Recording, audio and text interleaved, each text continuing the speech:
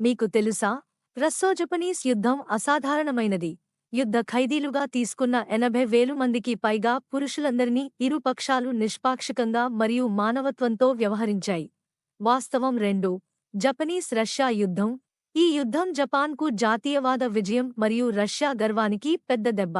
Russia-Japan యుద్ధంలో రష్యాపై Japan సాధించిన విజయం ఇతర ఐరోపా సామ్రాజ్యవాద శక్తులకు లోబడి ఉన్న భారతదేశం వంటి దేశాలలో జాతీయవాద భావన పుట్టుకకు దారితీసింది. వాస్తవం 3. యుద్ధ సమయంలో నదిని పూర్తిగా తగలబెట్టే సాంకేతిక పరిజ్ఞానం తమ వద్ద ఉందని తప్పుడు పుకారును వ్యాప్తి చేయడం ద్వారా జపనీయులు తమ దళాలను యాలు నది వద్దకు రాకుండా నిరోధించడానికి రష్యా ప్రయత్నించింది. వాస్తవం 4. దాడికి ముందు యుద్ధాన్ని ప్రకటించాల్సిన కొత్త ఒడంబడికకు రస్సో-జపనీస్ యుద్ధం ప్రేరణగా నిలిచింది. జపాన్ కేవలం ఒక రష్యన్ ఓడరేవుపై దాడి చేయడం ద్వారా రస్సో-జపనీస్ యుద్ధాన్ని ప్రారంభించింది. రెండవ ప్రపంచ యుద్ధంలో పెర్ల్ హార్బర్పై జపనీయులు చేసిన దాడిలో ఇది మళ్లీ చేస్తారు.